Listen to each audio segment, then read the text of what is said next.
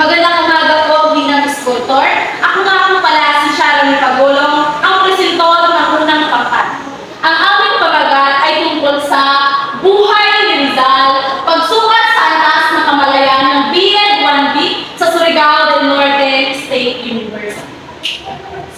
Ang pag-aaral na ito ay isang quantitative na pananaliksik na isinagawa ng mga estudyante ng BEd 1B sa Surigao del Norte State University. Noong Mayo 2025 ay naglalayong matukoy ang antas ng kamalayan ng mga estudyante hinil sa buhay, akda, at mga adhikain ni Dr. Jose Rizal. Tumako naman tayo sa disenyo ng aming pananaliksik. Sa nakikita mo ninyo, ito po ay isang quantitative descriptive analysis. Ang instrumento ito ay self-administrated survey via Google na aming pinapakalat noong unang buwan. Sampling, ito po ay isang random sampling. At ang pahuli ang bilang ng kalahok. Ang bilang ng kalahok ng BEd 1B ay 32 estudyante. 24 na babae at 8 ang lalaki. Sa paraan ng pagsusuri naman, gumamit kami ng frequency at percentage count, weighted mean average, person product moment correlation coefficient, upang sukatin ang mga nakalat ng mga datos. Magandang umaga po, ginang sculptor. Ako nga pala po si Giselle Egonato. Ngayon ay tatalakayin naman natin ang nilalaman ng survey. Ito ay nakahati sa dalawang bahagi. Ang una ay ang pangunahing impormasyon tungkol ni Rizal na nauukol sa kapamanakan, pamilya, edukasyon at mahalagang akda. Ang unang bahagi ay may mataas na antas ng kamalayan sa pangunahing impormasyon na may kabuuang 82.5%. Sa unang bahagi, ang pinakamataas na score ay ang tanong na tungkol sa mga akda ni Rizal na may kabuuang 100%. At ang pinakamababang tanong naman ay tungkol sa kaalaman sa edukasyon ni Rizal na may kabuuang 62.5%. Ngayon ay dumako naman tayo sa talakayan ng mga nakakuha ng mali at tamang sagot. Sa bahaging dito, ay ang mga nakakuha ng maling sagot na may kabuuan 18%. At dito naman ay ang mga nakakuha ng tamang sagot na may kabuuan 82%. Magandang umaga, ginang sculptor. Ako nga pala si Rizal Flores Sarbuda at ngayon magpapatuloy tayo sa pagtalakay sa nilalaman ng survey. Ito ay ang pangalawang bahagi. Ito ay ang adhikain ni Rizal na may kaugnayan sa kasalukuyan.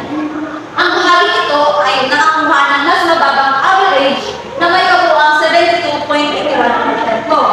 Ito ay ang indikasyon na nakakulangan sa mas malalim na pag-unawa at kontextual na aplikasyon ng mga adhikain ni Rizal sa kasalukuyan. Narito naman ang aming talakayan sa bahagi ito. Ito ay ang nakakuha ng mga maling sagot na may kabuuang 27%. At ang bahagi nito naman ay ang nakakuha ng tamang sagot na may 73 na kabuuang porsyento.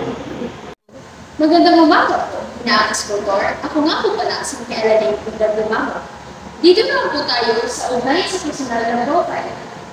Batay sa aming pananaliksik, walang kabulong ugnayan sa pagitan ng katas, kalaman at edad at kasarian. Umaga din ang sculpture. Ang aming pananaliksik ay may conclusion sa pag-akalaman ng mga mag-aaral sa mga pangunahing impormasyon. Magandang umaga po, ginang sculptor.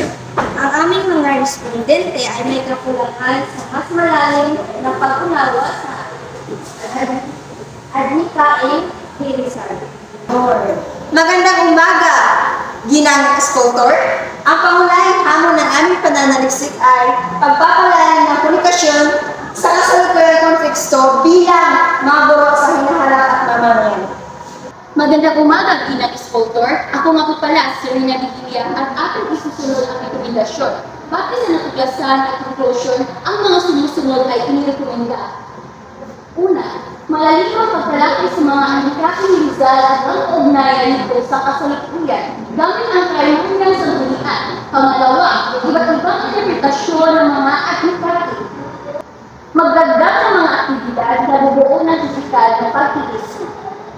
Halimbawa, mag-eksperimento sa mga diskusyon gamit ang role-playing, case studies, project-based learning, multimedia, online resources, at virtual field trips.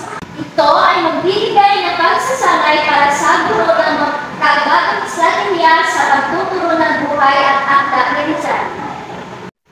Batay sa isinagawang pananaliksik, lumitaw na ang mag-aaral ng BED-1B ay may mataas ng kaalaman sa pangunahing impormasyon tungkol kay Rizal.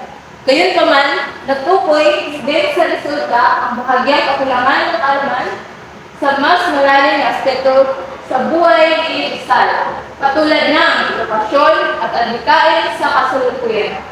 Bagamat walang makita ang ugnayan sa profile ng mga estudyante, malinaw na may pangangailangan para sa mas malalim na talakayan upang higit na mas maunawaan ng mga mag-aaral.